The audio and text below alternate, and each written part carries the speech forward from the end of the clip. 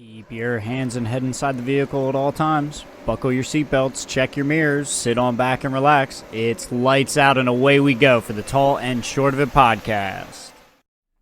Hello, everyone, and welcome to another episode of the Tall and Short of It podcast, coming to you live from the Smarmy Banta. I'm your host, Justin. And I'm Aaron. Welcome back, everyone, for another episode. We've got a lot to get into. We've got some F1, other motorsports stuff. MSI just started, so we had a few matches that we'll probably discuss briefly. And then a bit of Magic the Gathering, some Pioneer over the weekend for Justin. But Justin, it's very good to see you. Glad to be back for another week. Good to see you too, sir. Yeah, that is my name for a fictional pub in the UK where we're fictionally watching the MSI games. Okay, what was it again? A smarmy. The Smarmy Banter. The Smarmy Banter. Combining two words that I associate with the UK. There we go. That would be like the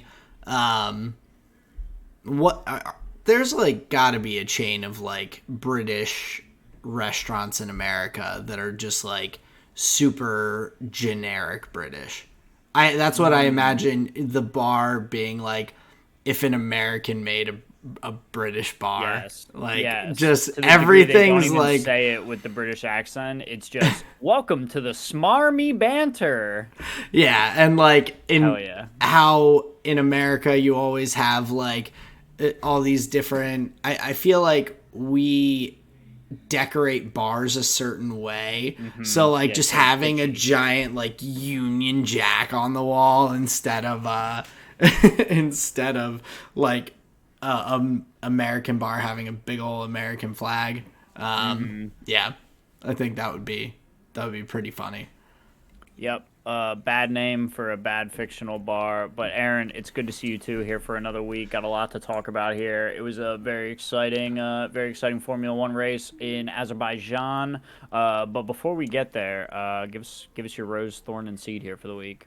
Yeah. So for my rose this week, as I had mentioned last week, I was going to a bachelor party in New York. It was an awesome time. It was really fun getting to hang out with some buddies that I hadn't really seen in the past couple of years, and get to catch up with who I'd some other friends of the groom who I'd met at different periods of time, but only see them on occasion. So overall, a solid time. We were playing horse races with like drinking games. So Saratoga is a big like horse racing town. That's where we were. They have like a giant racetrack. Like it's a big thing. But we, since college, have played a horse races card game where like there are 4 horses. Each of the queens is a horse, and based on like what cards you flip over, one of the horses moves forward. So it's a fun drinking game. You like bet on it, but we have played this so long that we have had the same horse. So if a horse wins, that horse stays to the next round. If they win 3 races in a row, we call it a triple crown, and they're retired, semi-retired. So we ended up getting our 4th triple crown horse just randomly the one night. We've like had some over the past like 3 years. We've like had 3 other ones win a triple crown. So like we have 4. Now we have to do a triple crown race, but we couldn't remember one of the horses' names. Brutal. So that's all the horse has. So we just called it Mystery Horse. Okay. And we went on through. We're doing the last race. We do, instead of 1 deck of cards, we do 2 decks of cards. We make the like length of the race like 2 or 3 times as long. And the Mystery Horse came out on top. And we've only had 1 other of these 4 Triple Crown winner races. And the first one that happened, we have the winning card framed with the name of the horse written on it. And it's proudly displayed at one of my friends' houses.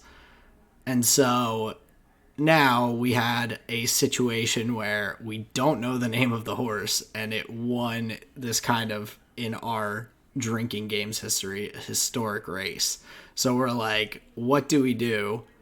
So we just called it the Mystery of Saratoga, and all went our separate ways at the end of the weekend. But it was a fun weekend. That was just an interesting highlight. I'm not sure how interesting it will be to other people who don't know the race or the game, but I think it was a very peculiar but fun situation. I quickly forgot that you were talking about playing cards, and I just got lost in the lore of it all. That sounds very exciting. Yeah, it's because it's just a drinking game. It's something that we would just break out randomly, like back in college to pregame for a night out. You bet on your horses by betting a number of seconds that you will drink of your beer, and then if your horse wins, everyone else has to drink yours plus anyone else who bet on the horse. So it gets pretty rowdy. It's a lot of fun, but it was a very fun weekend overall. I got to watch the F1 weekend with my buddy Jeff. We were staying up ridiculously late and then getting up ridiculously early for the races. It was a tiring weekend. Naps were had and needed later on. But yeah, overall a great weekend. So it was a big rose for me over this past week. One thorn, though, sort of from the weekend was I started getting headaches like midway through. I don't know if it was like from a first night hangover or what, but I was like downing water. We're like we went to a couple bars, and I'm just like having like 4 glasses of water before I have a single beer. I'm taking Tylenol. Headache wouldn't go away. So it was like a 3 to 4 day straight headache where it would like the Tylenol would hit for like an hour and then it would fade and the headache would just be like, I'm still here, buddy. So that was not ideal, but I mean, feeling fine now. I think it was just a combination of alcohol, lack of sleep, and I don't know, probably just those 2 things. But yeah, that was a thorn. And then for my seed this week, Colleen has a family wedding that we're going to. So that'll be fun this weekend. And that means that I'm going to have to start planning, because that was kind of that was our, like, we can delay, like, doing much planning and everything until this wedding. So that's here. And so it'll be time to get to work and figure some things out. So Damn. Yeah. Okay, gotcha. So you guys had set like this is our dude, I want to call it like vacation. I want to call it like time off period, but it's not like, that. It's like it was like just the honeymoon of the engagement. Like, we wanted to enjoy it and not feel the immediate, be like, oh, well, we got engaged. We're so excited, so happy. We're on cloud 9. All right, immediately into the nitty gritty and like figuring out how much things cost and like go.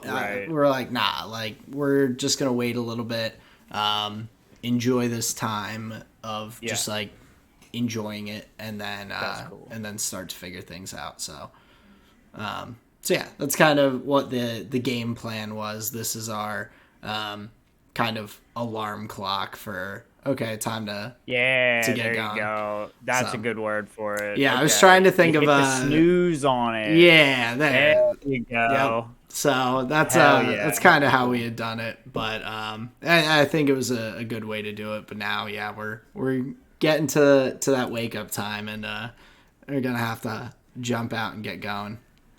Nice, dude. Well, I've been secretly practicing to become ordained, so you can hire me as your ordainer, the one to ordain you. Hell yeah. So you're gonna be a reverend just like me. Yes, There you go. Reverend Justin. I don't think they would let me in a church. They'd take one look at me and say, "Nah, I don't think they want that. I did it online. We're all set." You Oh, you can don't, do it online, yeah, you don't have to bro. go to a church for it. Hell yeah, there we go.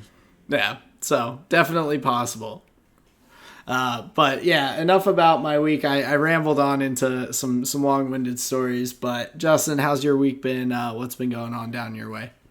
Been going okay. I'll start with my seed here for the week. We had some just some pretty good planning sessions over the weekend. We got some calls in, got some appointments set up, and got some like things in the books already. So that was just like pretty good, and will kind of set us up for just some better health here moving forward. Just me and Sarah, just some good things going on. So that's always good. Look forward to that. My thorn here for the week on Monday, I have to admit, was a pretty Monday was a pretty tough day. Just a long morning, and then ran into some like I would say organizational issues with the business. So just like some fires to put out in that scenario. But the I guess the silver lining of it all is in the evening we have planned for Magic, and where normally what my head was kind of saying like, maybe we don't go, maybe we don't play tonight. There was the other side that I was kind of like, that may just be what I need. So like 6:45 rolled around, packing up my bag, and I was, looking forward to getting some games in. And then by the time we were shuffling up, I was just, super down to be playing some Commander. So overall, just like having a hobby in this scenario was really able to just kind of change my mindset and just really change it for the better. So I thought that was pretty good. What could have been a much longer feeling day ended up being not so bad. Got 2 games of Commander in, got a big old dub, and you can always come away just like, yeah, the day was worth it if you get a win. Oh yeah, and that's like one of those things where I feel like a lot of times my biggest difficulty is getting myself like out the door to go Mm-hmm. do things. Like I can be such a homebody and like be so comfortable. I lived in Virginia for like 3.5, 4 years where I didn't have a normal schedule. Like didn't have like normal weekends, and I would just crush some video games, like go exercise on my own, like just do tons of stuff like on my own or around my house. And I was like content, but I have to give myself that push sometimes, and it's oftentimes worth it to get Mm-hmm. myself going to those things. So I'm glad you did, because that can definitely turn a tougher day into a nice one with that ending. Yeah, and it for sure did in this scenario. So definitely will be a decision I will look back on and say like, yeah, it went pretty well this time. So why don't we try it again? But then my rose here for the week, we talked to a speaker guy, came in, took a look at our setup, and it seems like he has a pretty good plan for us. What we have is going to be pretty compatible with. Seems like what's best for the office is like in ceiling speakers and then connect to a receiver. So we've been kind of toying with that idea, and it looks like it may be something we can like move forward with. So we're really just kind of looking forward to the quote and yeah, seeing if we can move forward, because I think that'll be like one step to like really improving the space that we have for the business. Yeah, that's awesome. And so what do you mean it like he feels like it'll work now with like what you have? Like just in terms of the space or in terms of like soundproofing or all of it? Both in terms of the space and also like the ceiling that we have. We just have Gotcha. the tiles, right? So they can Okay. just like You can just cut pop those holes in out. those and like yeah, slide wires Exactly. through and nice. Awesome. So it'll be super easy and will be a cleaner look. Will hopefully fill the room with more sound. Like we just have like a little single source. It doesn't sound bad because ultimately like you don't need it blaring, but Right. just a little more Yeah.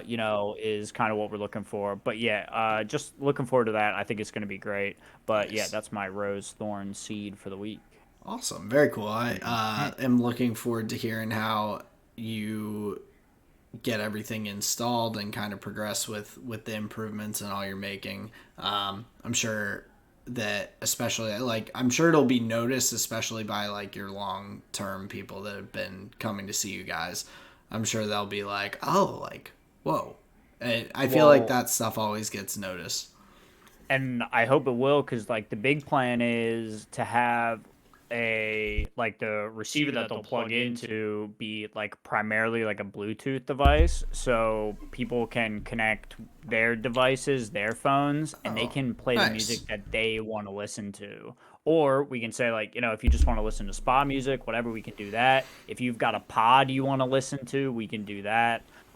Just giving clients a space to like if they want to customize their sound experience, we like significantly have that option. What we have now does not have that option. It's just kind of like, yeah, Gotcha. this is what we have. But I think it will open up a decent like little world of possibility here. Nice. That sounds awesome. Mm-hmm. So Yeah, yeah, yeah. definitely looking forward to hearing about it. Mm-hmm.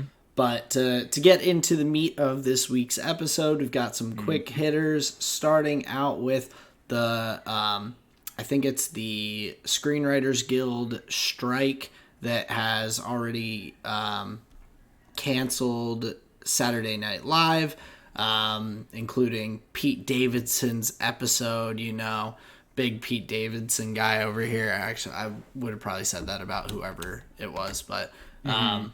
but yeah, it I think will be interesting to see because I don't really remember the last writer's strike, which I believe was in like 2007, if I was Mm-hmm. reading correctly. Gotcha. And so I saw a lot of tweets about like how bad like television is going to be for a bit until this gets figured out. And it also doesn't sound like the writers are actually asking for that much. It's like pocket change to these huge companies that are paying them to write shows. So hopefully it doesn't take too long. But yeah, I'm interested to see if there's like a definitive distinction in like quality of shows and whatnot. But also if certain shows are going to have like much longer production times because so many of these shows now are being just created. They're not like a week by week like making new episodes or like recording a bunch of episodes for a season like over a long period of time. They're like making these Netflix 10 episode seasons that are probably all shot and recorded in a like 1 month span or something like that. It's not a like continuous production that they're having to like do, if that makes sense. Right. And if I understood correctly, is part of the concern them like wanting to hedge against AI written products where they're trying to guarantee themselves jobs? It didn't seem too or so what I saw was mostly it seemed like it was mostly a money thing, like Okay. primarily about like wages and help like just benefits and things like that, and like the total Okay. cost over like a 3 year period was like $500 million, which is like Okay. fucking like bad producers can spend that much on a shitty movie sometimes. Like it's like that, it's not any extreme amount of money for the value of like what they're asking for. So I'm not really sure where the big hangups are, but I had not heard about AI being a part of it. I will have to look into that a little bit. And I may be conflating two different conversations. That's likely more the case. But just moving back to the point, yeah, it is interesting from the, I guess, like consumer point of view, where they yeah, that's something weird. Like the idea of like, oh, TV is going to be so shitty now, and especially with there being examples of it, like famously on like Conan, because Oh they yeah, I don't have forgot about that. I access. saw that. Yeah. Yep, because they don't have access to like these bits that may have been written, stored up, and said like these are quality bits. We can use these. Like you lose access to all of that, so it's very very limited material from the consumer standpoint. Yeah, that's going to be really tough, but at the same time it's like it does also kind of feel like this has been on the wall for a little while, where I remember hearing about I think it was like the CEO of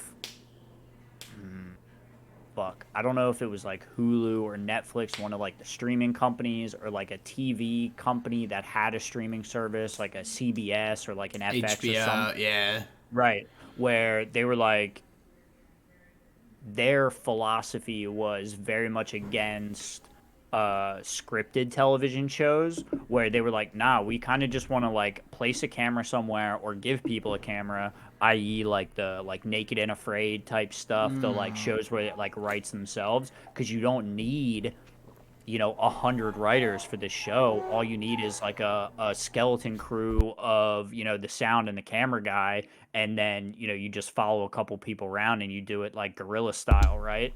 Yeah. So there, and I think that conversation was like a year ago. So it's like weirdly not surprising to be like encountering this now, and it is kind of a shame, because it does feel like, I mean, how many shows have you watched where you're like, that wasn't really great, not really for me, like, it seems just kind of like, oh, you can pass up on it, where it's not this like prescient thing where it feels like they used to be.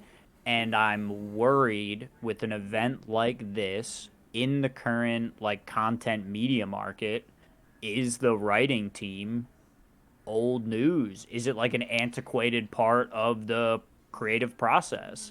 And and that's just the other side of the argument, obviously. Like I want these people to have jobs. I think Yeah. it's fun when you can collaborate and create something awesome. I mean, like without a writing team, like Seinfeld never gets written. So yeah, there's like two sides to it, but I think some interesting questions that get raised out of a scenario like this.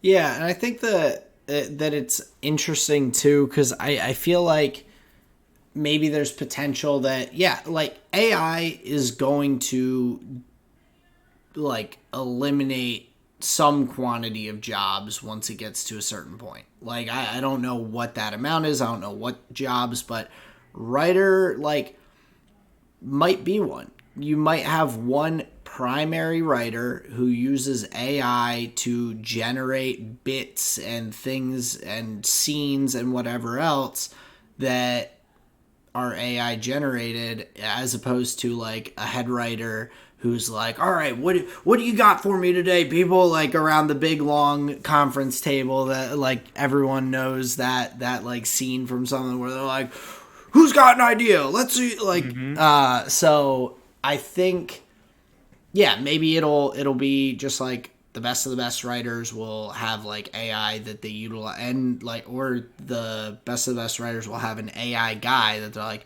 oh hey, like see if it can put together a few things, and like they kind of wade through them to figure out what seems best. But overall, I think it's kind of the same as I said about music. Like I think that I don't know if AI will ever it would be difficult to mimic the creativity and sheer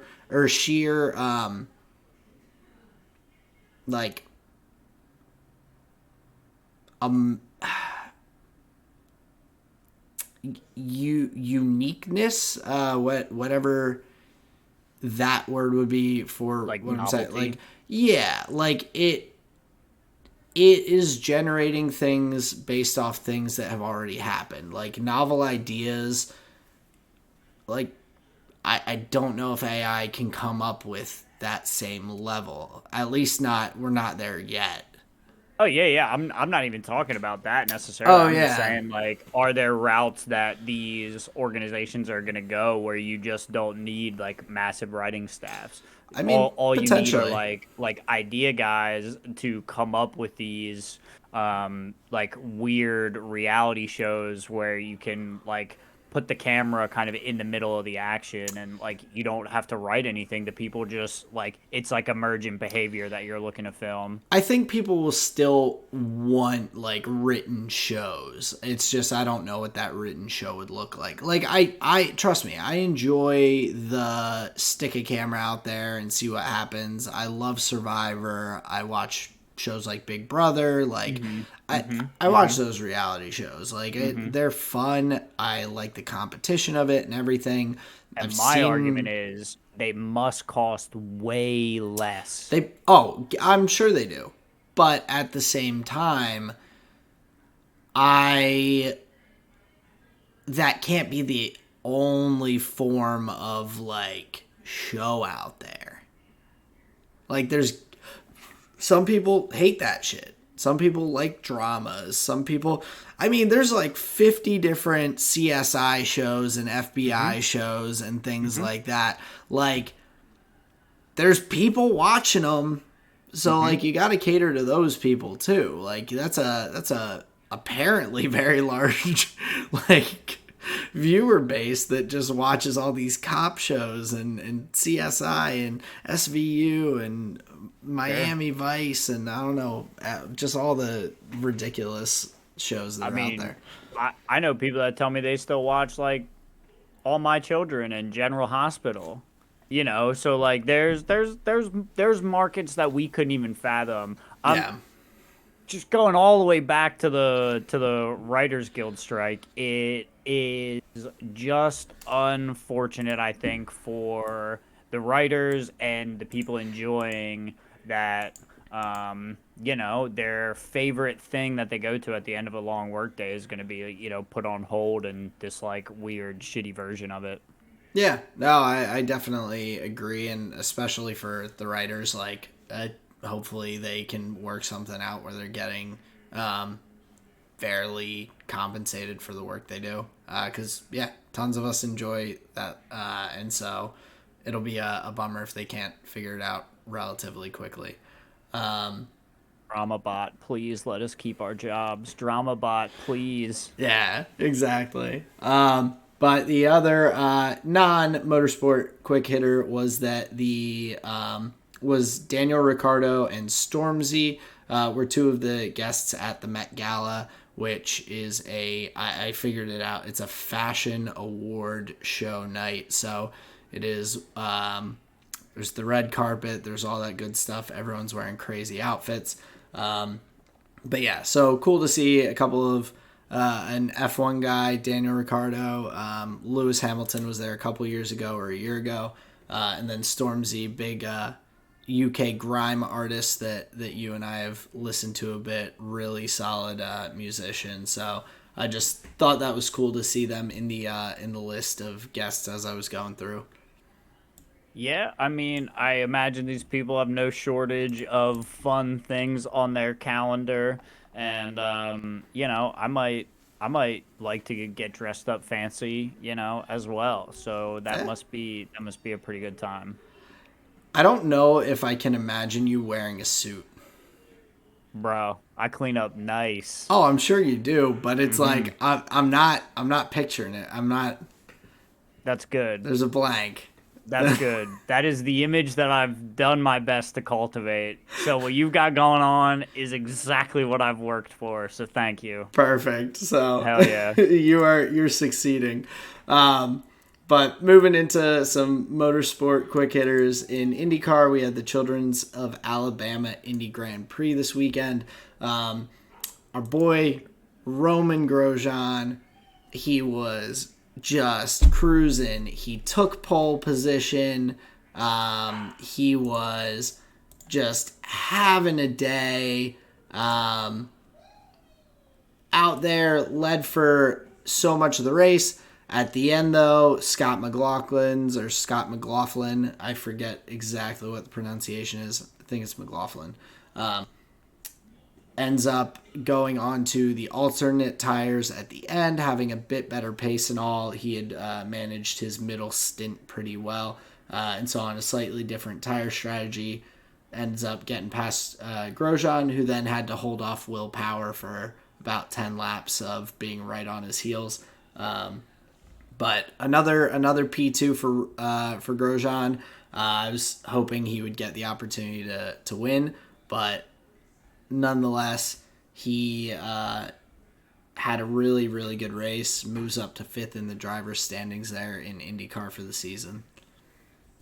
Yeah, and our Formula One transplant continues to do pretty well. One thing I noticed about the IndyCar race, our 2022 IndyCar Championship winner, Will Power, this is the first weekend that he was able to hit the podium here in 2023. So I thought that was nice to see him back to winning ways. A couple other familiar faces there up at the top of the grid as well. But yeah, it seems like quite a good race for Grosjean there as well. Yeah, and 13 races to go, so it's still pretty early in the season. But I just feel like Grosjean's like right there. Like I in my mind, I'm like, it has to happen soon. Like this is potentially some of the best racing of his career. He's led laps in every single race this year, even though in the first two he had issues that caused him to drop down the grid. I think contact in both of those. But then P2, the last two races, I'm like, he's just like right there, ready to get that first win any day. So I'm looking forward to when that day comes. It has not come yet though. But I definitely enjoyed the IndyCar race a bit after I got home from a long drive back from New York and plopped myself down on the couch to watch some racing. Yeah, that's a great way to kick back after what sounds like a pretty fun yet tiring weekend. Who's Grosjean's teammate currently? So for some reason, I feel like it's Kirkwood. Gotcha. I'm not 100% though. So let me go check. So Grosjean is Andretti. Yeah, so it's Kyle Kirkwood. And then, Kyle Kirkwood, Colton Herta. Are there any other ones? Yeah, So Andretti has 3 drivers. So I guess technically more than that.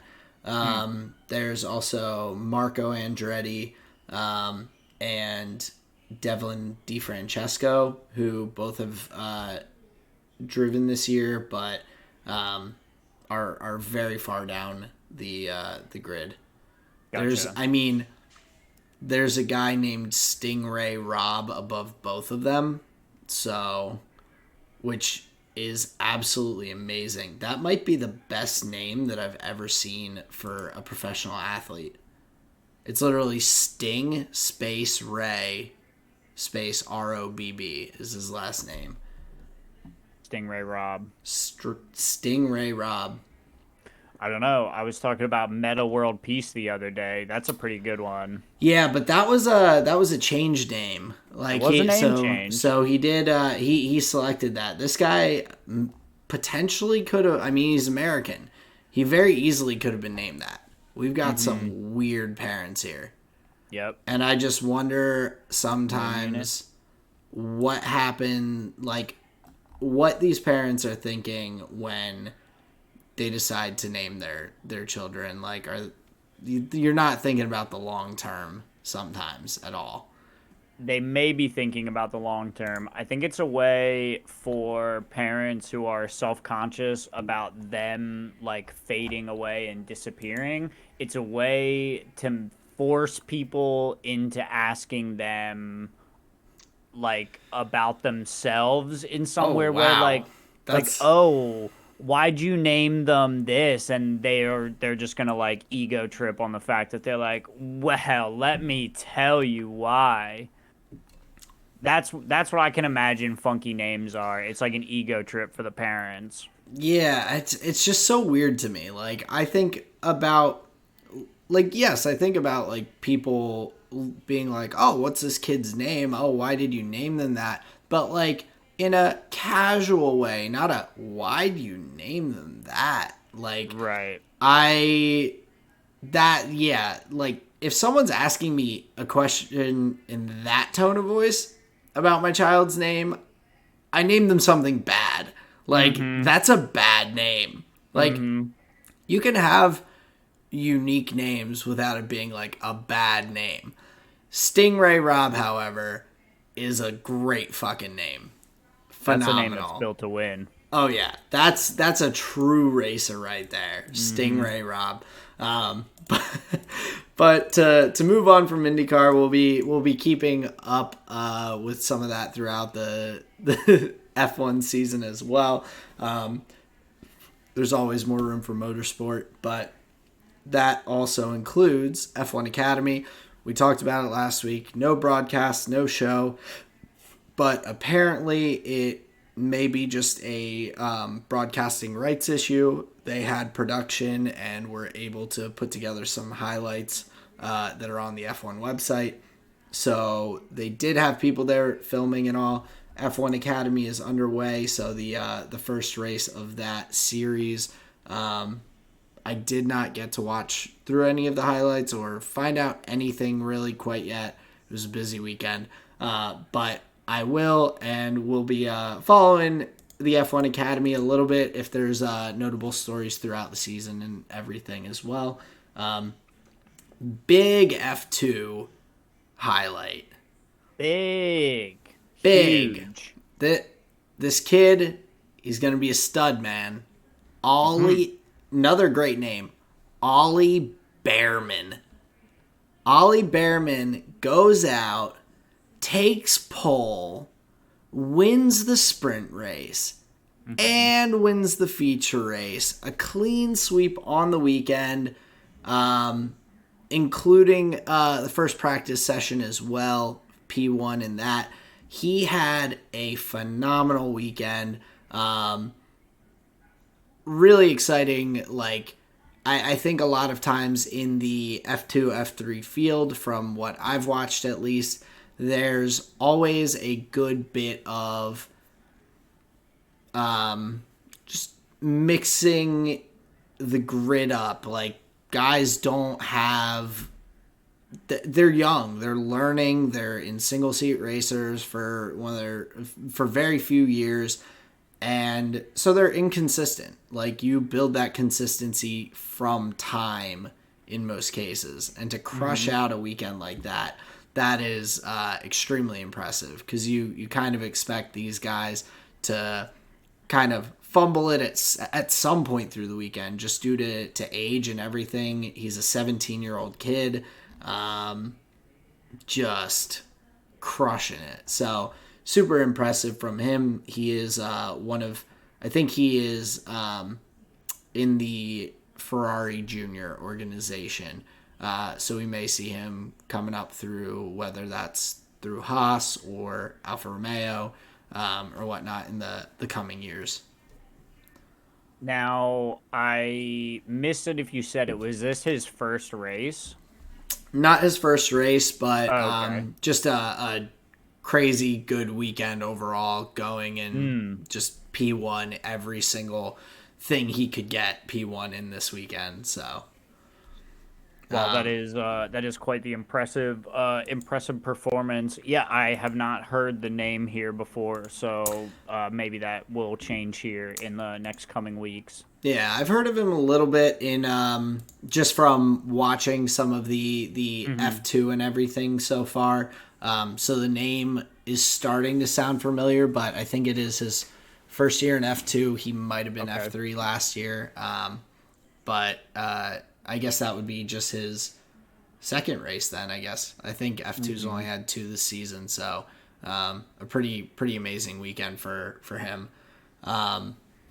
Looking at the future, Fernando Alonso says he expects to continue racing with Aston Martin in 2025. He thinks that 2024, there's a chance that they could be competing for the top of the grid, and 2025 potentially as well.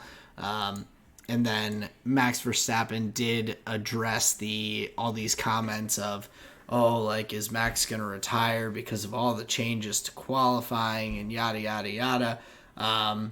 And he said that he's going to at least drive for the next 5 years till 2028. I think that's when his contract's until. So he's like, yeah, like I'm here at least that long. So I don't think too many people were worrying much about Max just like up and leaving. But I guess there was enough fuss about him saying like, I don't like all these changes. They make me want to like stop. That he's like, okay, I guess I have to say something. Yeah, and I imagine X amount of public pressure doesn't matter at all, but it's likely when, a medium to large investor calls and is like, yeah, Max is going to be driving with you, right? Like those are probably the moments where you're like, okay, we should probably be transparent on this one, eh? Yeah, I think that's a pretty fair point. But yeah, so that was kind of all the pre-race weekend news for the Baku Grand Prix here in Azerbaijan. But it was a sprint weekend for Matt. We haven't, it's the first sprint weekend that we've had so far this season. Different format. What were your thoughts on kind of the shakeup of things? It was a little funky to watch for me, just especially having the two qualies, like not back to back, but two qualifying sessions with nothing in between. Was a little wonky to me. I thought it was interesting. One of the things that I was thinking of was the amount of young drivers that we have. It seems skewed in a veteran's favor if they've been to the track before, and especially something like Baku where like we had learned last week, it's only been around for 6 or 7 years, right? Different winner every time. So you can't really say this team or that team or this person goes well around it. And then you add the fact of okay, so you're only giving a 60-minute practice session and then straight into qualification. Yeah, that's fun and interesting, and sure, it solves the issue of how do we make the weekend more exciting, more things that matter, and more points gaining opportunities and yada yada. The thing that seemed to come across was how uncomfortable some of the young drivers felt, where they're like, I just felt all over the place. I couldn't get a handle on it. And you even see that in their finishing positions here on a track that they hadn't really been at, even in their younger Formula Series or on the weekend itself. So I think it just hindered the younger drivers even more and gave them just even more of an issue to worry about than a second year in Formula One already seems to be. So that was kind of my takeaway, just based on the interviews and what a lot of the younger drivers were saying. But from a top of the table perspective, like, isn't it wild that a Red Bull can eat a side pod whole for a whole race and maintain P3?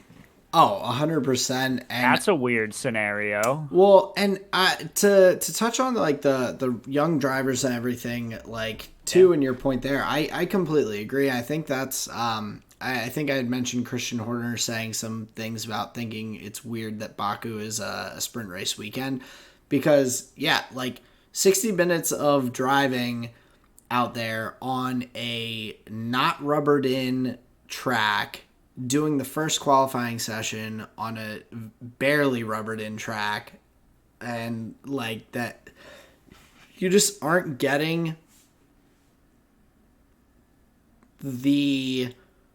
you're not creating like a good environment for learning. You're just like, that's a sink or swim weekend. Like, that's a tough one. And I mean, we had a guy like Oscar Piastri who was sick throughout the weekend, could barely eat and everything, and he had a tough weekend. Like, he made it through and everything, but like rough time for Piastri. Finished just out of the points. But like, we saw it. We saw Nick DeVries had issues. We saw Logan Sargent crash out in the sprint shootout and not even get to participate in the sprint race. Like, I don't think a street circuit track, especially one that's as like known for incidents as Baku, is necessarily the best place to have done that. Because yeah, the young drivers struggled very, very hard with it. And some of the veteran drivers had a tough weekend too. Well, that was kind of going to be my like a technical point from the race is the amount of sliding that we saw from all of the vehicles. It was clearly tough conditions out on the track. There was clearly a good amount of like tire degradation, but at the same time, racing that was hard enough where it didn't seem like drivers felt like they had good pit windows. So they were like staying out on like beat down tires, and they're sliding, getting the rear right wall taps all around turn 15. Like, that was, you saw every car doing it. Literally every driver probably hit that wall at least once. So I think it just speaks to the intensity of the race and the difficulty of the race. So I think from that perspective, it is an interesting choice for a sprint weekend, especially one where you see like, what was it, like turn 3 or 4? They tried to go 3 abreast, I think, right at the race start. That's where Oscar Piastri got tapped, swings into the side. Like, it's just really fucking tight. And not saying that we shouldn't have tight tracks. I mean, whatever. But it is just an element of jeopardy that you have to consider that there aren't many opportunities for, right? The calendar isn't filled with street tracks, and this is a pretty dangerous one. Yeah, I definitely agree. It's very tight. And like, yeah, I just don't know if it's quite the place. I didn't hate the format necessarily, but neither did I. There were things that do need tweaks, of course. F1 likes to make these changes, and they don't think through all the possibilities, like the fact that after the initial qualifying going into the sprint shootout, if Lando Norris or Yuki Tsunoda had made it to the Q3 in the sprint shootout, they would not have been able to run because neither of them had fresh sets of soft tires. So they would have either had to, one, drive it on wets, because apparently there is a weird like loophole that they could have driven on wets and been 15 seconds slower per lap than everyone else, or just not get to run, Right. which is just silly. Like, they just need to make sure that they're allotting tires and things like that for the like that's a stupid thing. Or like, hey, fuck it, make them drive the qualifying on used softs.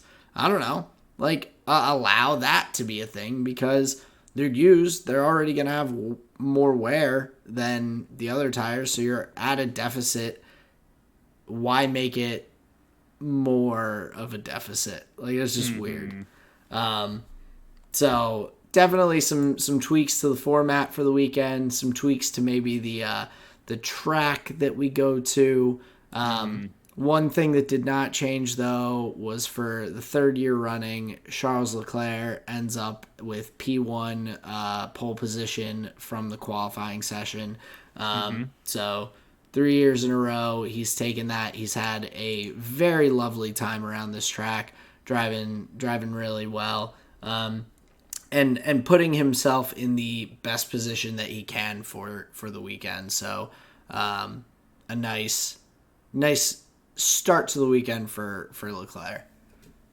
Well, and I heard it could have just been a throwaway line from Crofty, but or was it Brundle?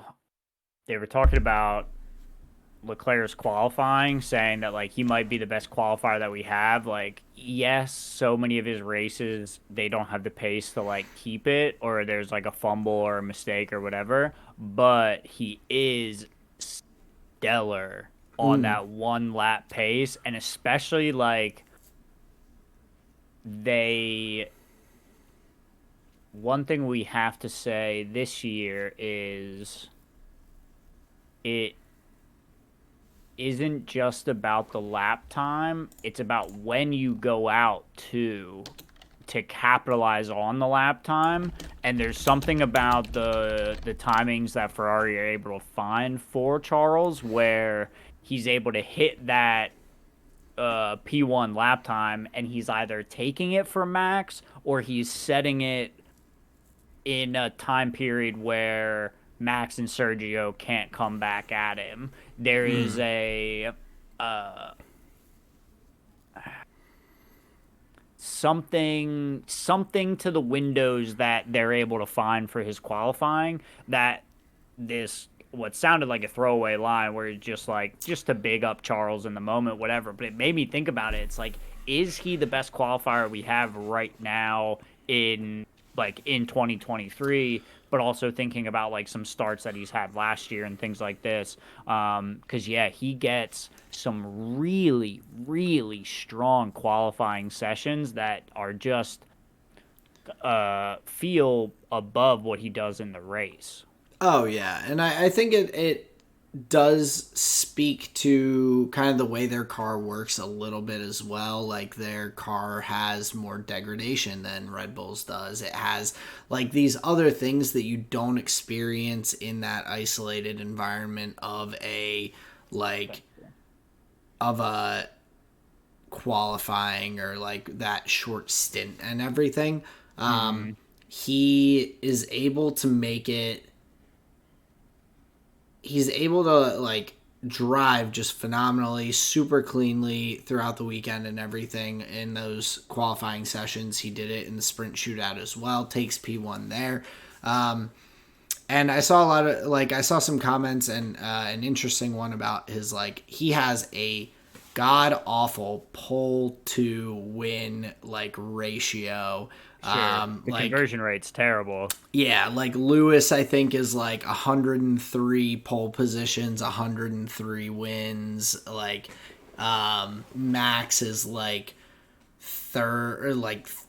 24 pole positions and 35 wins or whatever. Fernando Alonso's like similar to Max's, and then Leclerc's is like 40 pole positions and like 8 wins or something like stupid like that. Right. It's not that drastic, but it's like, oh, like he definitely does. He has that qualifying pace. And I think it also, like, it makes me kind of, in my head, I think about the fact, like, there are almost 2 different types of drivers in F1 in that, like, high level, that do perform at the high level.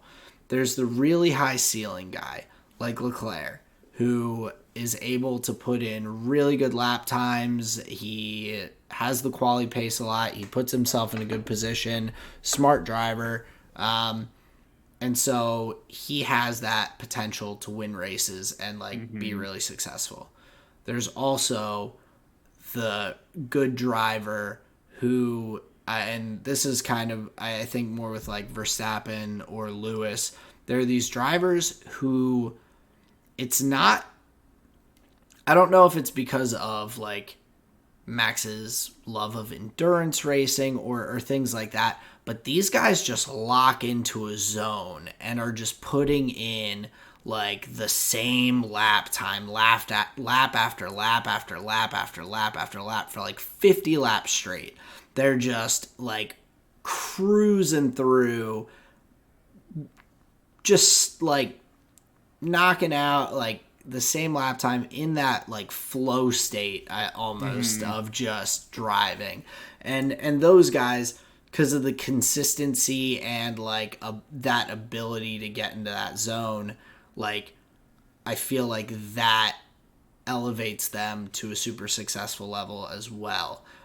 So it's kind of the two maybe different paths you can have to become a top F1 driver. But I guess the question that came up was, is Charles' pole to win ratio is that a negative thing? Because it does show that he has the talent to put in the great laps, but it's also I mean, in that case, you could say some races he lost on his own, but there are plenty that just the car wasn't good enough and he drove perfectly fine. So I don't know if that's a knock to him as much as it would be a knock to Ferrari in terms of the quality or the pole to win ratio. Sure, yeah. Maybe not a knock just inherently, but it's definitely something you have to have a conversation about. And you have to say why. Why is this happening? Exactly.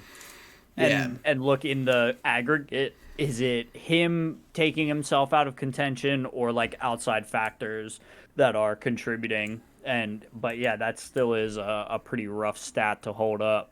Yeah, but as you had mentioned in the sprint race, we had a nice big gaping hole in the side of Max's car.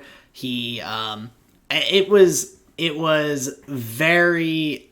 I was loving just living on Twitter for a couple hours after the race, or after the sprint race, just seeing all the salt just come out. It was entertaining because, of course, Max gets hit in the side by George.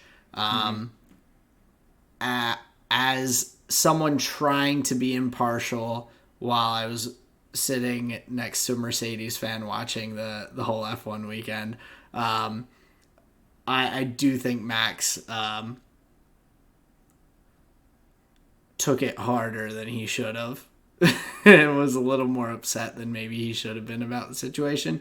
I also think that George made way too light of the situation on the other end of the spectrum, because George is that's just what happens when you go around the outside into a turn. You got the inside guy, and it's Max was half a car length in front of you going into the turn. This wasn't you're in the lead and he tried to sweep around the outside. You started P3 or P4, he started P2, and he was ahead of you at the corner. You hit him. That's on you. Yeah, it's a racing incident because the track is so tight, and he didn't intentionally do, or he didn't miss his braking point or anything. It's just tires were cold, track's not rubbered in, couldn't turn quite as tight. Hit Max, and I mean, fortunately only put a hole in his side pod that kind of slowed him down.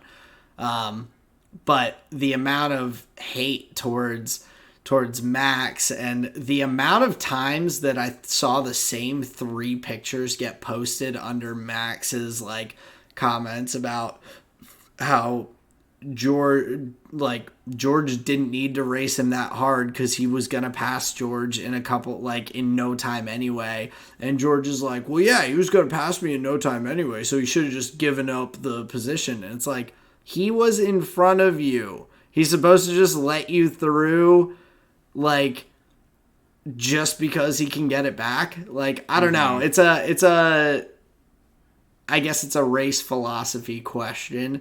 But I was just living for all the just salt being dumped from both sides onto the the comments. It was... Well, I have to say, the Parc Ferme was hilarious. The, Max going up to George and saying, like, yo, like, what happened there? Called him a like, dickhead. Yeah, mate. Yeah, he's like, yeah, mate, like, we all have cold tires. Like, what are you going to do about it? Yeah, George is like, I had cold tires. I couldn't turn. And Max is like, we all fucking did, bud. Like, don't send it so hard. Yeah, so, like, just an interesting one. Obviously happy that, nobody crushed out. Everybody was okay. But yeah, and based on some of the interviews afterwards, it definitely sounds like these guys have had, bouts of it before with each other. So yeah, it just seems like another notch in the belt in a way, where it sounds like they both were referencing the scenario as though, like, yeah, just another one, from, like, this guy. Right. And I mean, in my opinion, like, I've seen George do that to a bunch of different fucking people, whereas the 3 pictures that I kept seeing of Max being like, oh, get a load of this guy talking about giving space on the outside. And then it's like 2 pictures of him into the side of Lewis, and then 1 picture of, like, his car on top of Lewis's car. It was those 3 pictures, all from the 2021 season. Like, nothing else, no other data. They're just like, oh, I searched 3 pictures of Max hits Lewis and took the Google top 3 and threw them into my tweet. Like, I'm like, guys, come on. Like, you can look at it from both sides.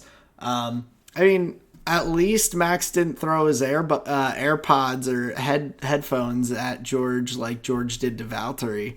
So Such a hissy fit little, like... Yeah, so, like, did Max pitch a hissy fit? Yeah, a little bit. Did he have a right to be mad? Yeah, a little bit. Yeah, I think both of those statements are true.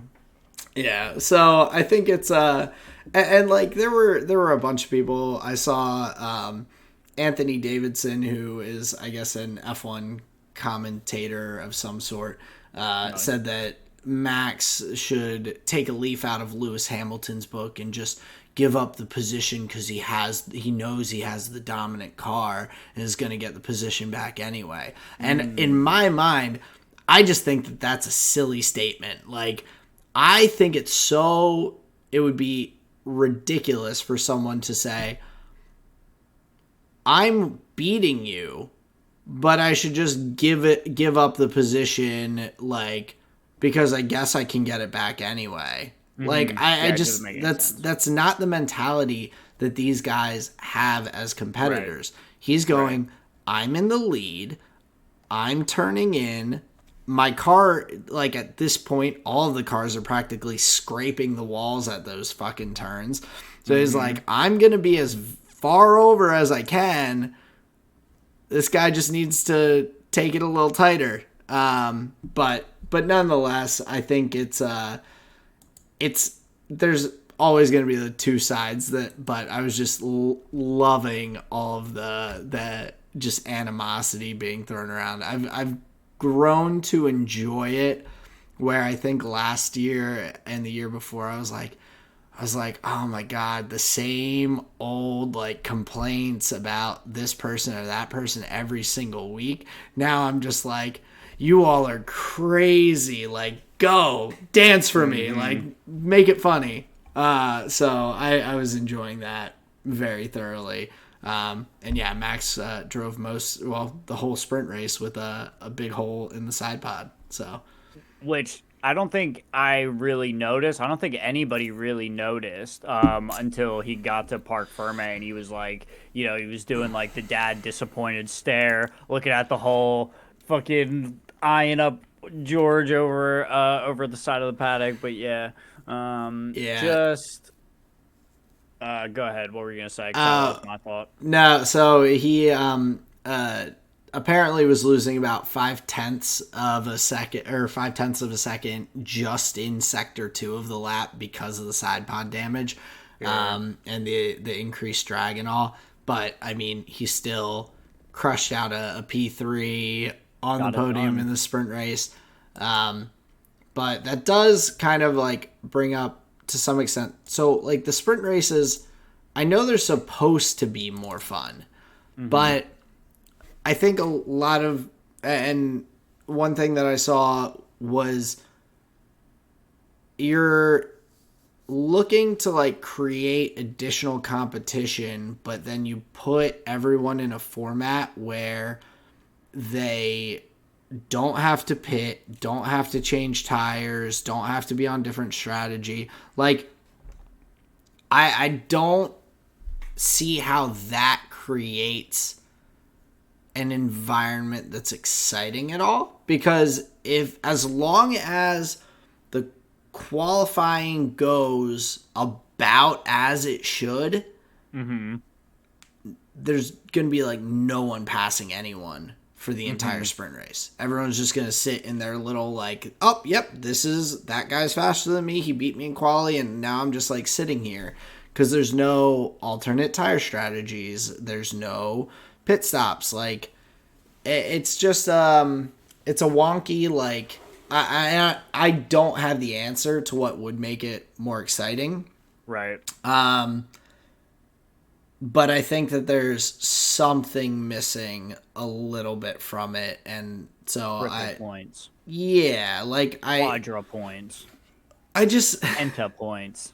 yeah, penta points, I'd take it. But I just think passing is what's exciting. And you said at the top of the episode that this was a pretty good race, and I was honestly pretty bored through most of the main race. Like my buddy Jeff, we'd been like staying up late, getting up early all weekend. He napped for Mm-hmm. like 30-45 minutes of the race. Like Sure. There was an early safety car. from like lap 15 through like I don't know, like 40, he was just like snoozing. Okay. And so I just I don't know. Like, I don't know what the answer is, but I didn't think the sprint race was too exciting. The actual race, unfortunately, was not that exciting either, in my opinion. And I feel like it's all being thrown at I think maybe it's still just the regulations will continue to, like, make this better, hopefully. Mm-hmm. But, Okay. I mean, we're only 4 races into the season. But at the same time, to see there were only 13 on-track passes during the Azerbaijan Grand Prix. Lewis had 4 of them. Mm-hmm. So he had more than 25% of the only... There's 20 cars on the grid, and we get 13 passes that didn't happen during a pit stop. Mm-hmm. Like, that's pretty rough, compared to if you look back at 2016, there were 80 overtakes in the race at Baku there. So it's I don't know. Like I said, I don't know the answer, but I think that hopefully the regulations fix some of the boringness. But it was unfortunately on my end a little bit of a boring race, which I Okay. hate to say. I mean, hey, that's the feel, that's the vibe. I don't hate to hear it. If anything, I appreciate that there's another another view on it. I think I hate to 'cause, say yeah. it because I just love F1 and I love the racing, so it's like sucks to have to feel like I have to be like, yeah, that wasn't that fun. But Well, it's just a realization of the performance margins that the teams would have to get to make improvements over where their car is currently in the grid. It seems like it's going to take a lot to overtake that. But I think what's like kind of exciting just from a results perspective, obviously one thing I have my eye on is the like McLaren progression. So I think from that perspective on a weekend, looking at like consistency and results, two standouts for me were Aston Martin over the course of the weekend. Both Fernando and Lance Stroll were like very close to each other throughout the whole time. Solid finishes, solid points over the course of the whole weekend. And yeah, to speak to what Fernando's talking about in the next 2 years, yeah, I just think Aston Martin is weekend after weekend solidifying their name in the conversation for like this is the upper echelon of Formula One currently now, where you kind of have to forget about this name and that name and understand like not this is what's happening now, not what we thought was going to happen. right. So that's interesting. And then the McLaren Lando getting back in the points, Oscar being very close to it, even not being an experienced driver on the track and having the stomach bug throughout the whole weekend. I mean, that's stellar. This was coming off a really large break where I believe it was 9 out of the 10 teams are coming with tech updates. Red Bull significantly changing like they have like a little side pod concept that they changed. That's just one small example. McLaren brought a bunch of big changes as well. Part of the teams that have changed their package, and you could really see it on the car, both in qualifying and the race. Yeah, not a lot of overtakes getting done, but I think it is the best weekend that we've seen from McLaren so far. And I think from that perspective, as that being like, if I had to pick a team that I'm, gonna stand, I think it's McLaren. Low key, quietly, I think that's what it would be. So I think from that perspective, their weekend was stellar and gave me something to be excited about. Kind of lap in and lap out. I was like, oh shit, Lando's like out here racing. So I thought that was cool. Yeah, and there are definitely good highlights from it. So Lando was one for me as well. Another big one was Yuki. Yuki got that AlphaTauri up into the points into P10.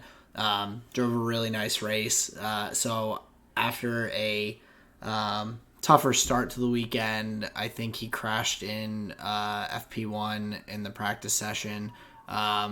And then was able to put in a pretty good weekend and get into the points. That's really exciting, and I'm happy, like very happy to see Yuki performing. I like Yuki a lot. Talking about his teammate though, Nick DeVries had a just brutal weekend. Easy mistake to make though. It is. It's definitely. It's something that we kind of expect to see at Baku. I think we see it more often like on a weekend that there are 3 practice sessions and like everything else. So a tough one for DeVries. But it does kind of start to bring up just some general questions about like his quality as a driver. And not to say that he's never gonna become an F1 quality driver or anything, but he's DNF twice. He finished P14 in the first 2 races,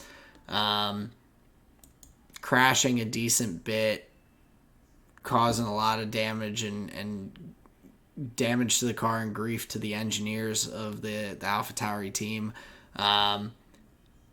It's, I don't know. There's still a long season to go, but thus far I have not been super impressed with with how he has been doing in the AlphaTauri.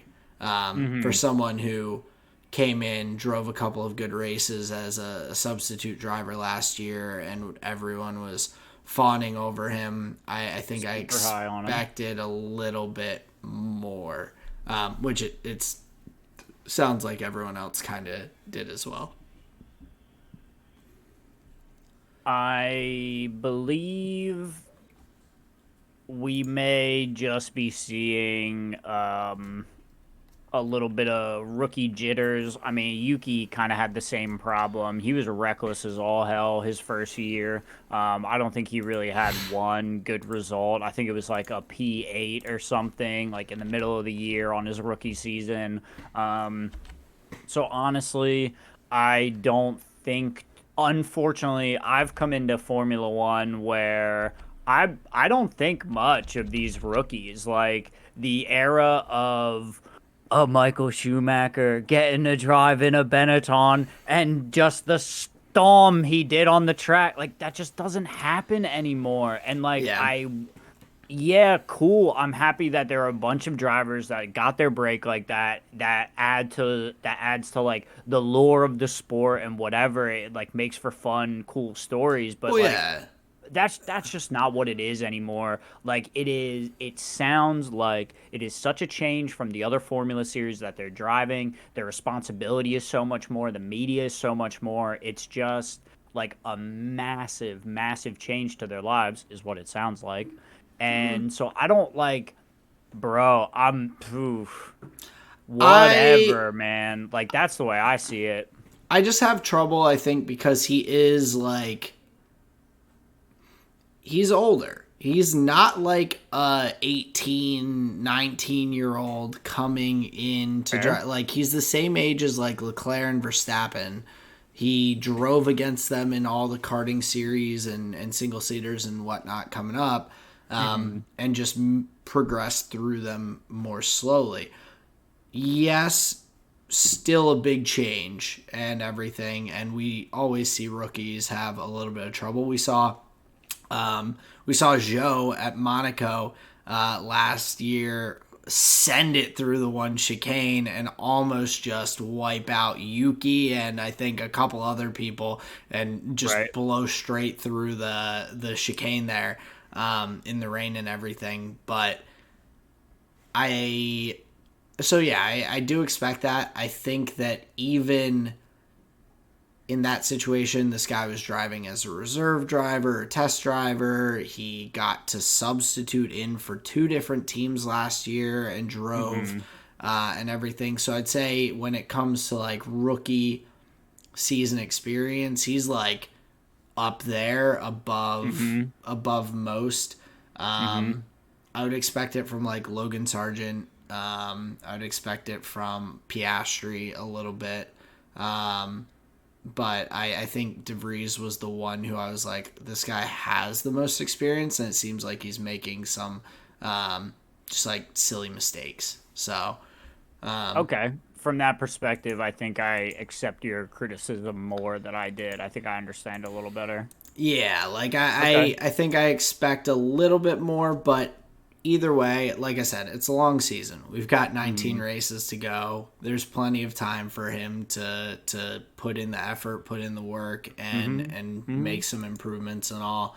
Well, and think about this too. Like he's also against a fucking stacked grid too. Like most of the drivers on the grid right now are race winners. I shouldn't say most, but a lot. A lot are race winners. Even down in Alpine, like both Gasly, Ocon, race winners. I'm not going to go through the whole thing, but there's a solid amount of them. So I think there's just steep competition this year. Well, yeah, and the guys who aren't race winners are in like they've all driven for a decent bit or at least been like close.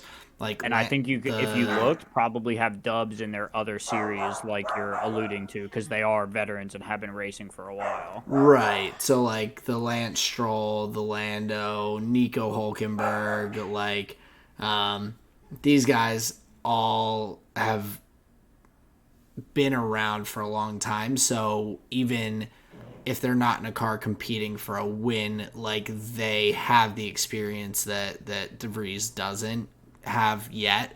So yeah, I mean, like that's my goal for him. Get your first points of the year. You and Logan Sargent, I need you guys to get some points. Get up there with everyone else. Join the club and just grow. I hope for some growth through the season for him. Because fucking with my fantasy stats. Yeah, exactly. I don't know why I picked him in the first place. Fucking yeah, that was silly. I picked him too. Something. Max was available, but I went with DeVries. I was like, there's something about this guy. I like him. He's got a look about him. He's got spunk, this one. Oh, yeah.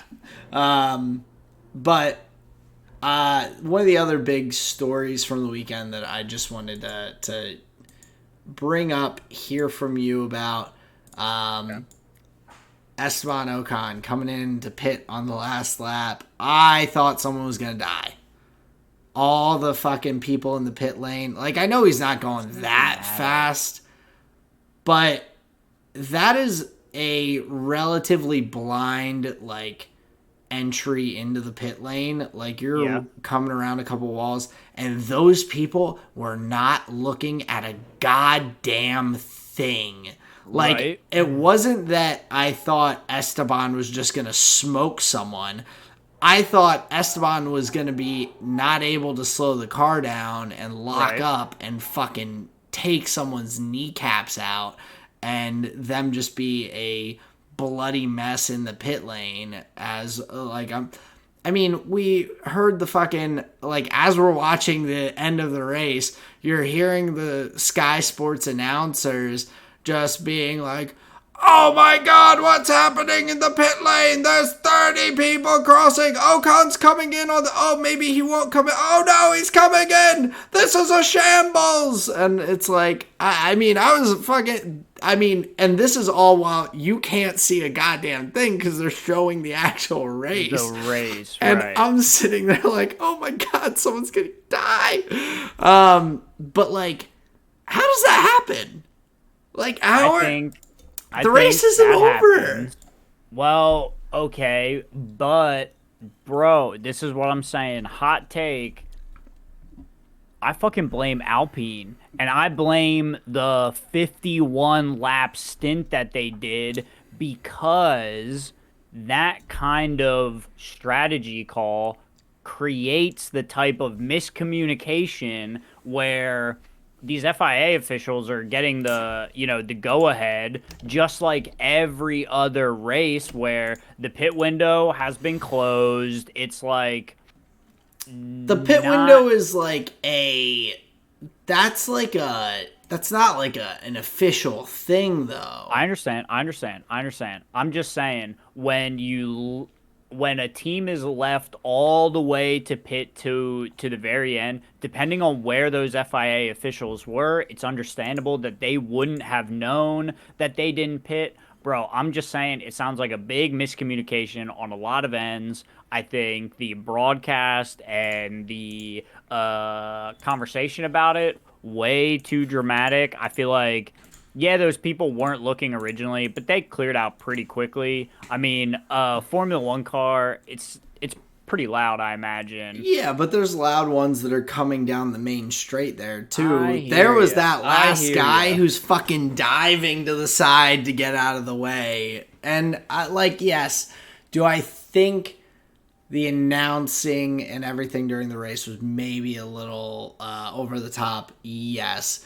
I would argue that panic inciting. I do not by any means, though, blame Alpine in this situation. I can blame a miscommunication and, like, someone not being aware and they're, like, queuing up everyone in a little corral and going, okay, like, it's about to be the end, like, let's start move. Like, okay, I can get the fucking 17-year-old volunteer that's helping out, like, or whatever, not being like, okay, guys, like, nope, you gotta wait one more, like, Well, more guys coming in. I understand that. But Alpine, like, it's a circuit that's known to have safety cars. We had one on the race. Mm-hmm. Ocon starts out, and I'd have to double check, but I'm pretty sure he started out pretty like far back. They put him on the hard tires and everything to try and work his way through. Ocon started P19. Mm-hmm. Utilizes the first safety car and everyone pitting to move up into the points and everything. And they were just like praying for a safety car. They're praying for that to happen because otherwise, yeah, he drops out like way out of the points and everything and finishes in P15, like nowhere close to the points. But there's potential for a safety car to happen. And so at that point, like, you've gotta, like, if your options are, okay, like, even if a safety car comes at lap 50 out of 51, you are still saving 10 seconds on that pit stop in terms of time lost. Like, that could be the difference between points and not points when you're doing this. So I don't fault Alpine at all for just being like, hey, we're hoping for the best, and just expecting the employees to keep pedestrians off the fucking racetrack until the end of the race. Like, I do not blame Alpine at all in that situation. Yeah, okay. Alpine's not to blame. I think the announcers were a bit extreme. They were also very bizarrely extreme about the fucking Red Bull race crew coming out to the, like, to cheer on Checo as he came through and everything. That was because they're like, there's gonna Red Bull that you can't do that anymore. And it's like, no, they have to have their like that was more weird because I felt like they were like hoping that Red Bull got penalized for something, but I understand, like, you have Ted Kravitz who's blatantly just like hates on Max. Like, the Sky Sports broadcast team definitely are not Red Bull fans in Definitely like not. If you take the average opinion of Red Bull from them, it's not good. Which is fine. Like, that's their prerogative. I still disagree. I think you should be as impartial as possible. I understand that people have biases, but like that was also a very weird thing for the broadcast, along with the like screaming in my ears about like someone is about to get hit by a car and all, when Ocon hadn't even come into the pit lane at like the point that they started like freaking out. Yeah, so I think that's what, like, turned my nose up about it, where I was like, well, it's fucking their fault that they waited 51 laps to, like, put themselves in a hitting a person position. But yeah, I guess you're right. I think overall the guidelines should be observed all the way to the end, and just because it is common for the pit lane to be not being accessed in a live racing capacity, you should still observe all safety guidelines. And I'm with you overall. Because I mean, this isn't the first time. Like, I think it was just last year that Alex Albon pitted on like the second to last lap, and got into the points after running stupid long on like the same set of tires. So it's like it can work out in that strategy, which is why I'm just like, I don't think the team's at fault for just like being like, well, we didn't pit for this, so like we've gotta hope that something works in our favor, and it just didn't. Like, because if they just like lap through without pitting, then Esteban's just disqualified. Like he just that I definitely understand. So I guess my thing was just like, well, it was an odd strategy call that Right. just, yeah, of course it's going to lead to something silly Yeah. happening because it's just so uncommon to see, That's fair. and just that inherently is going to create confusion. But I agree, yeah, not Alpine's fault, just like a really wonky scenario that, like, Yeah, their yeah, decisions out. definitely played into what happened. Even if their decisions were like perfectly like fine to do, Perfectly like it reasonable, still yeah, like yeah. contributed to the whole thing. Like we wouldn't have heard anything if Esteban was out. Like no one's pitting for fastest lap or anything Yeah, like on the exactly. second to last lap. So I'm just glad that everybody's okay. Ultimately, like whatever, yeah, it doesn't matter. Just that everybody's yeah, okay. just like a very weird situation at the end. Mhm. Like that was the most excitement I think I heard from the broadcast the entire Yeah, race. fair enough. Unfortunately, Yeah, but to kind of round it out, we did have Checo get the race win, so big win for him. Set only multiple time winner at the Baku circuit. hmm Great weekend overall. He drove really well. Really clean drive from him. He benefited from the safety car where Max didn't. But that happens. Like that happened to in the reverse at I think Jeddah last year. hmm That's the way racing goes. Max and them came in thinking it would only be a yellow flag, and then DeVries just couldn't get his car started or whatever and the I believe there was situation also was. debris as well that had to be cleared, which contributed to the Yeah, issue. like Red Bull was like, it'll just be yellow flags. Like we're gonna pit anyway. It just didn't pan out for Max. He still gets P2. Drove a really solid race hmm and everything, and then Leclerc, of course, there in P3. Got passed by both of the Red Bulls, and another weekend where that conversion rate's just gonna keep on going down. Yeah, getting crushed, but he held off Alonso at the end. He was able True. to drive and compete in that tier that kind of Red Bull's just above right now. hmm So a nice drive from Leclerc, getting his first podium of the season. Is definitely going to be a very lopsided championship in terms of constructor standings. This is potentially going to be one of the largest gaps that we've seen, and that includes all those Mercedes years. So it's so far just looked very good for Red Bull. That could change, of course, as the money and wind tunnel penalties and everything start to come into play more as the season goes on. But we'll have to wait and see. We'll have to wait and see, but yeah, you're right. Right now, Red Bull is still the team to beat. Yep. But we do have another race weekend coming up back to back. We're hmm going from Baku to Miami.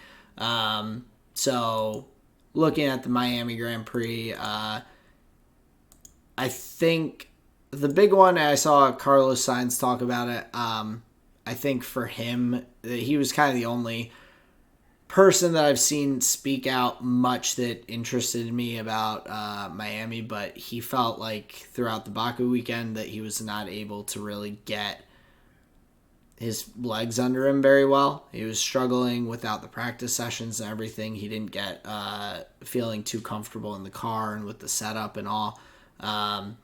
So he had a tough weekend. I think he's looking forward to having a more normal F1 weekend with the practice sessions and all here in Miami. They resurfaced the track surface, so we're going to have hopefully a little bit better quality of track for them this year. That was a big issue last year with the amount of dust and dirt. As well as the porpoising issue kind of being exacerbated by these American streets. hmm But yeah, hopefully Carlos can start to feel a little bit more comfortable as we go through this upcoming Miami Grand Prix weekend. Yeah, and I'm looking to see, another street track. I'm curious to see if the McLarens keep up the improvements that they were able to make on this weekend, and hopefully Oscar Piastri's feeling better next week, or starting to feel better this week, so he can hit the ground running come Friday. Yeah, I'm hoping. I hope that's the case as well. I think he definitely impressed with how well he drove, along with like we said, the stomach illness and everything. So could be a big weekend for McLaren. They are starting to put the pieces together maybe a little bit to at least fight in the midfield. So definitely looking to see how they do, and if any other craziness comes out of this weekend other than some fake yachts in some fake water around the edge of the track. I can't wait. That was my favorite part about that weekend. It was definitely a highlight. That is for sure. But we'll move along over to the League of Legends realm. Holy moly, that was tough to say for a hot second. That's a mouthful. But before we get to MSI, there were two little headlines that I saw. So for one thing, Sven Skaren is retiring from professional play. Played for 9 years in the LCS, 7-time finalist, 5 world championships that he qualified for and played in. So a really awesome career for Sven Skaren. So wishing him the best in his future, whether that's coaching or whatever else. But loved watching him over the years in the LCS and just playing in general. So yeah, I agree. Big North American staple. Was a one of the shining elements of TSM's. When they were playing well and making it to Worlds, Sven Skaren was a big part of that. So yeah, just another veteran player that we're just happy to have enjoyed their career.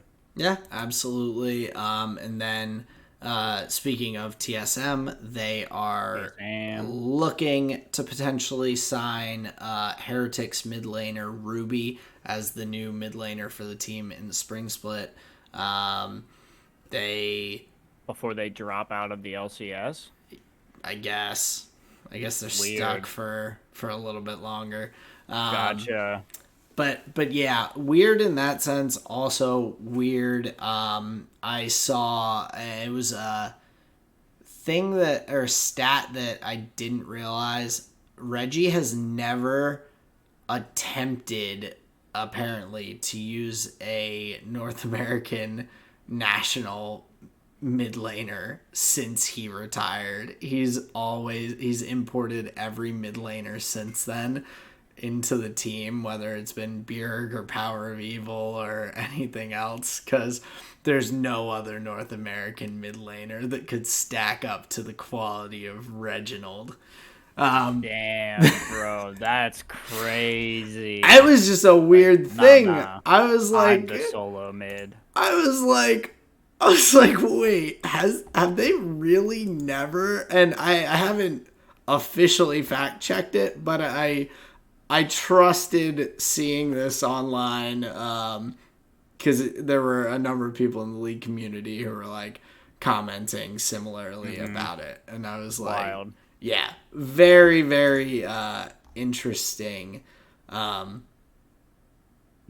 that's about all I got for it. So before What's up with those Game Cribs videos, Reggie? What's up with those Game Cribs videos, bud? Dude, I went back and watched, like, I forget if it was, I think I watched Monty and Thorin do like a watch thing through all of it, and it was difficult to watch. It's bad.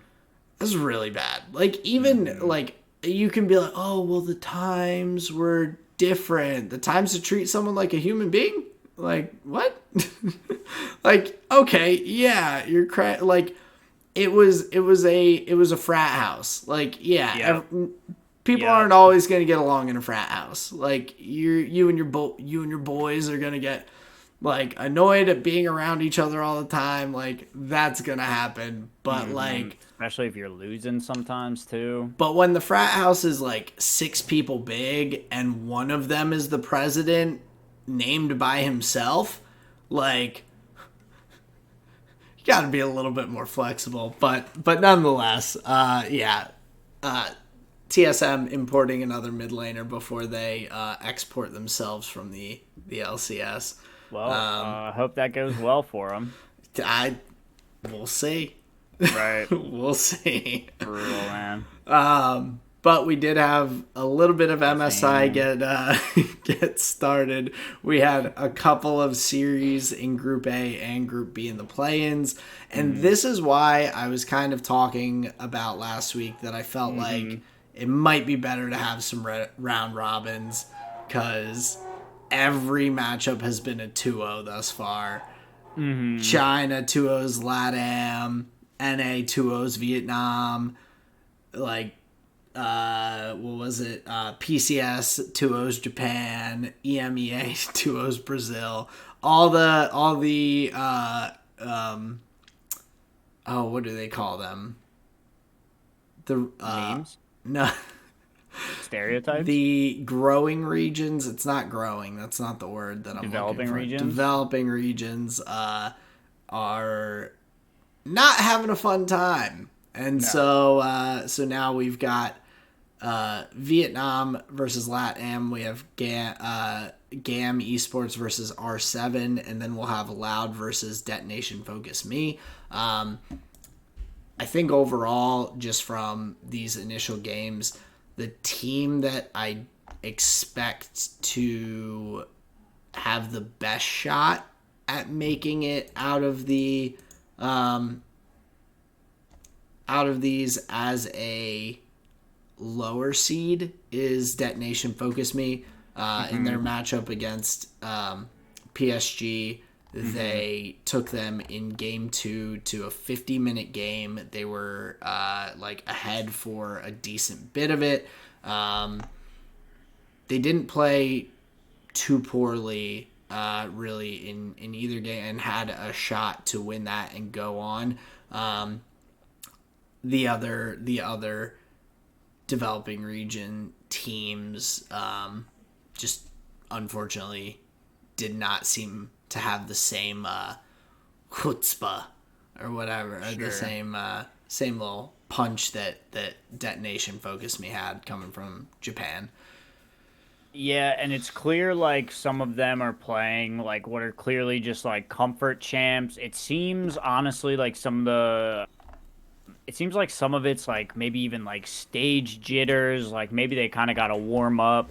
But, yeah, I think I was thinking that we would see at least one or two 2-1s, you know, where we're able to see like a Loud or a LATAM take a game, but not happening yet. I'm interested to see like how they stack up against each other, if like more games helps them maybe like warm into the tournament. But if not, I mean, yeah, it's just gonna be, they're just gonna get knocked out, and it's not even gonna matter that it was best of threes or BO1s. It's just gonna be like them just getting their teeth kicked in. Yeah, and it's also pretty interesting seeing the meta shifts a little bit into the MSI tournament. Sure. Just I think from what I'm looking at, like Loud played very standard comp for like the previous patch and what we were seeing during playoffs and everything. DFM kind of on the same page with that. Where we're seeing some of the major regions, G2 playing the Nidalee, the Nautilus mid, the Rel coming out. Yike went off on the Nidalee in 2 games, combined 18-2 and 22 on the Nidalee.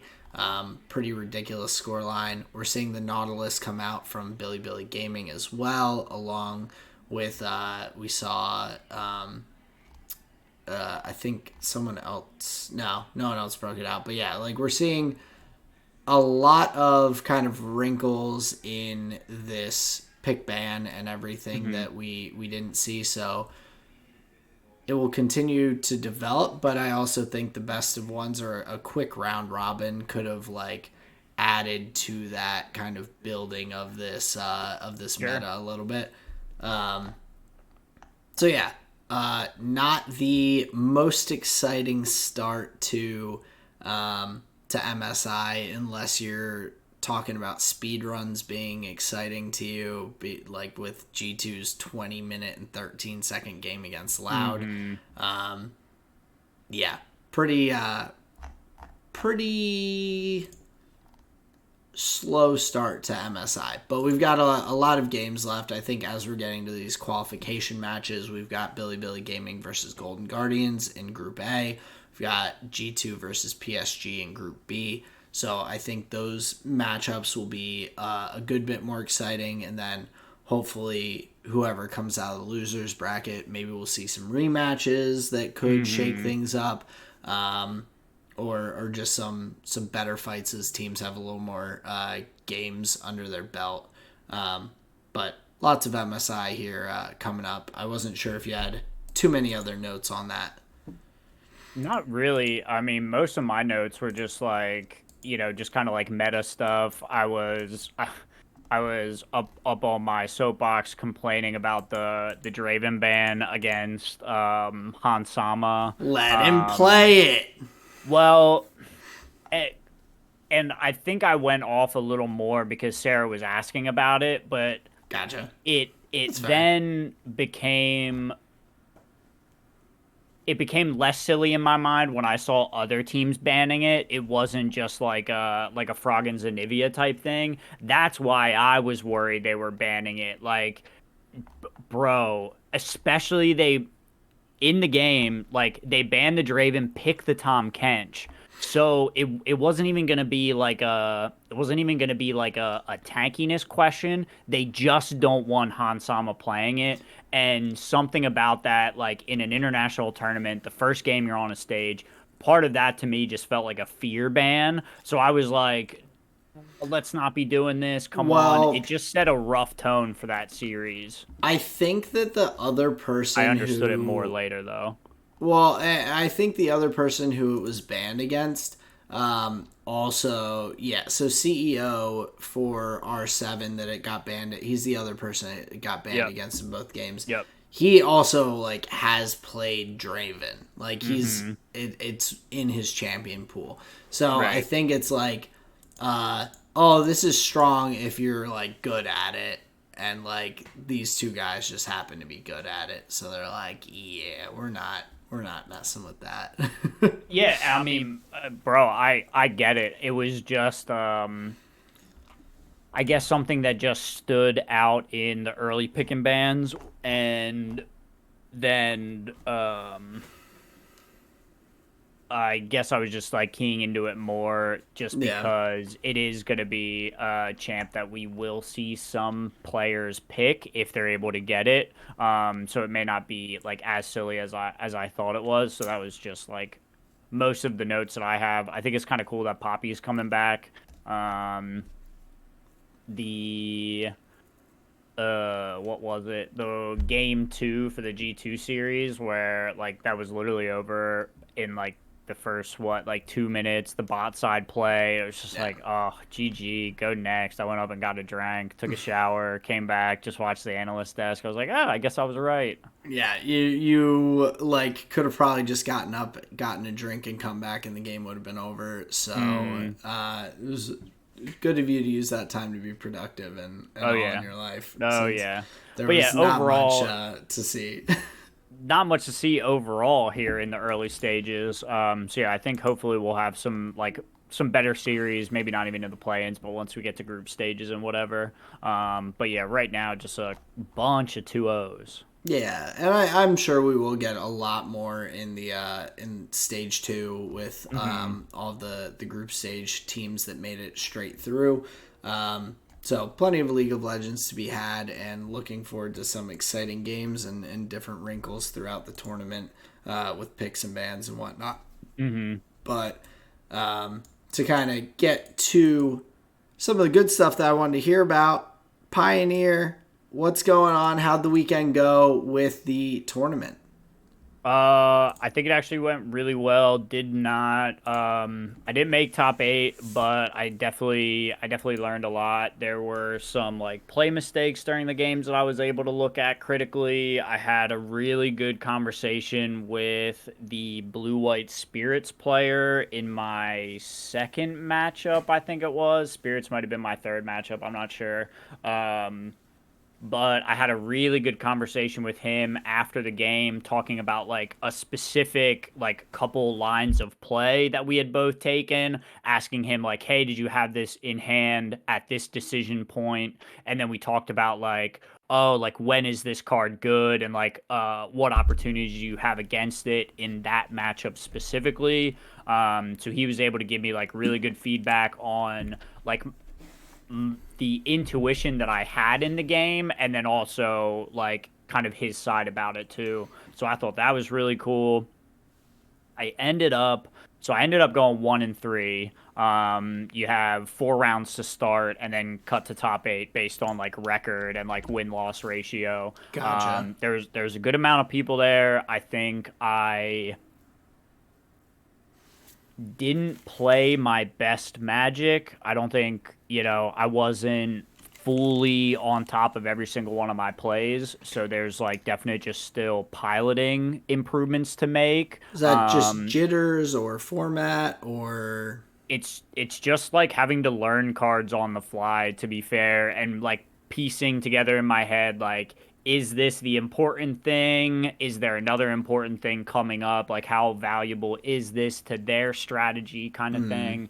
So just kind of being unfamiliar with some newer cards that are in the format, which like I'm not beating myself up for at all. These are just Yeah. like data points that I was able to gather. So some frustrations in that vein, but they're learning points. The one thing that Okay. was really cool, the match that I did win, and I didn't get 2-0'd in every match. I won a game here or there, so like that's cool too.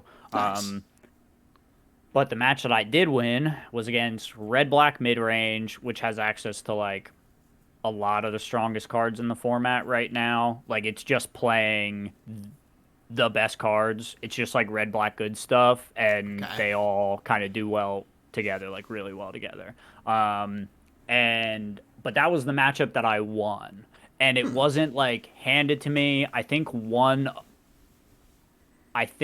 opponent had a tough draw in game three that my hand kind of exploited, but games one and two were like they were battles, they were really close, and even game three, I think he had like outs to win as well.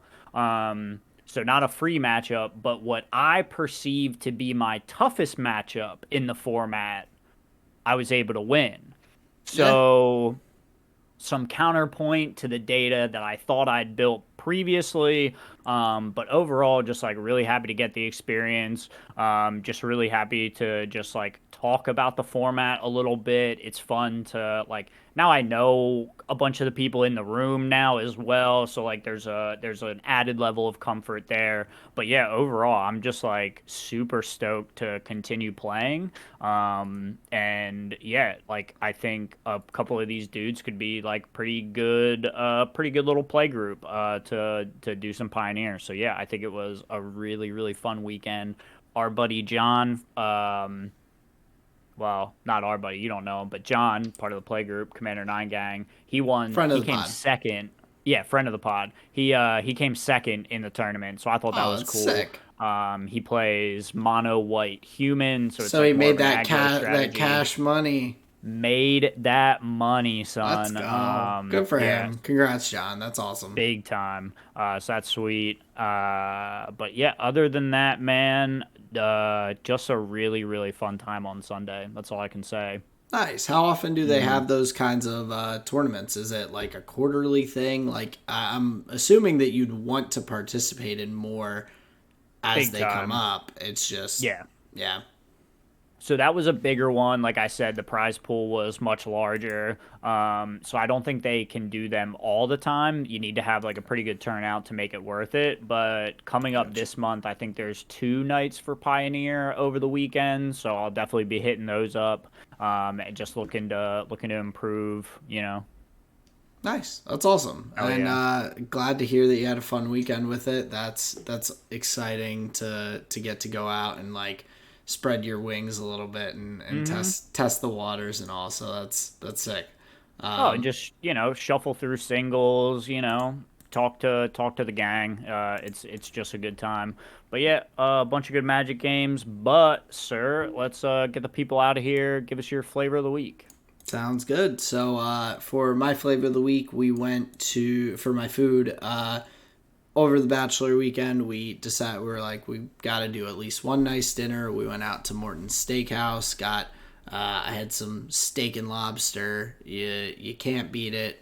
Solid. All the bread, the side dishes, everything was good. Butter.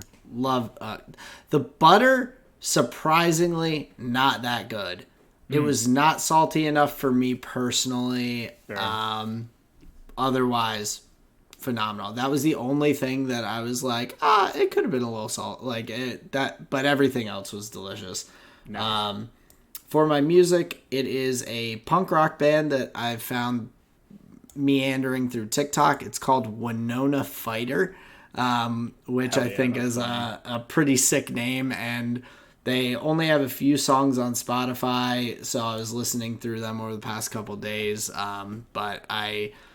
It's like a fun band. Their music is like reminiscent a little bit of some of the older like punk rock days and some of the like silly titles to songs and everything that are like too long. I think the one song is titled like "You Look Like a Drunk Bridges from Friends," or Phoebe Bridgers or whatever her last name is. Like it's just a silly long title. The song Gotcha. doesn't actually like really explain it that much. Just like a lot of those other older punk rock bands and everything. Of So, course, yeah. but yeah, jamming to them a bit. And for my visual medium, I finally watched Ford versus Ferrari. Nice. Good movie. I enjoyed it thoroughly. It was like interesting to get the historical elements about the driver Ken Miles and kind of his. Have you seen it? Maybe once. Gotcha. So him going through and kind of like not being the polished look that Ford would want and everything for their drivers and all, and then unfortunately passing away after his drive in Le Mans afterwards, not during the race.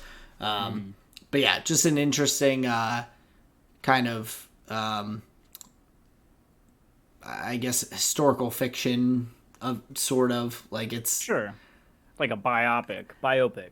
Yeah, but I feel like there was probably a bit more artistic liberty in this Sure. one than like in what I would imagine an actual like biopic of someone's life being. There's a little more sensationalism in this, I think. Gotcha.